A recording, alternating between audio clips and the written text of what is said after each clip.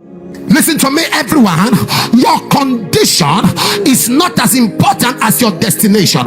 Between your condition and your destination, there's something called manifestation. The Bible says in Judges chapter 6 from verse 11 to verse 13, a young man with a prophecy, he was hiding behind the winepress. He was hiding behind his father's farm. He was hiding behind his father's cultivated farm. He was hiding by the bush. He was running from the Midianites. When he saw them coming, he was running until the angel came, and the angel said to him, you are hiding, you don't know what you are. You are hiding, you don't know your prophecy. You are a mighty man of valor. Who was called a mighty man? A little boy. Who was called a mighty man? A teenager. Who was called a mighty man? A young boy who had not discovered his life. He was called mighty man because he had passion. Are you aware? When there is passion, age is immaterial. When there is passion, location is immaterial. When there is passion, education is immaterial. A mighty man of valor hiding behind the winepress, and the angel came.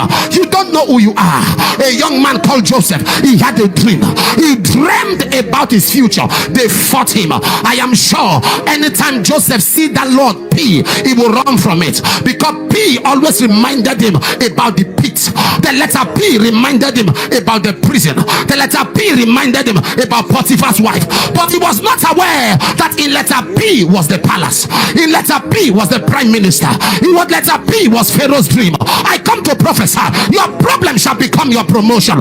Who art thou, O great mountain? Before Zerubbabel, thou shalt become a plain. Have you not heard, have you not known, that the everlasting God, the creator of the ends of the earth, neither fainted nor is he weary, for there's no searching to his understanding. He giveth power to defend. The young man may fall, the youth may utterly fail, but they that wait upon the Lord shall renew their strength. They shall mount up with wings as eagles, run and not go weary, walk and not faint. Are you aware that when he said I had a dream, they hated him? After many years, when God repackaged him, when God reinvented him, the same young man who said I had a dream and they hated him, he came back and said I am Joseph, and they were afraid.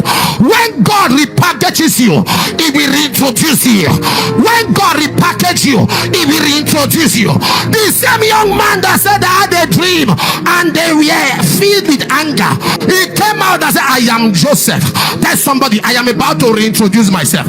I'm about to reintroduce myself. I'm about to reintroduce myself.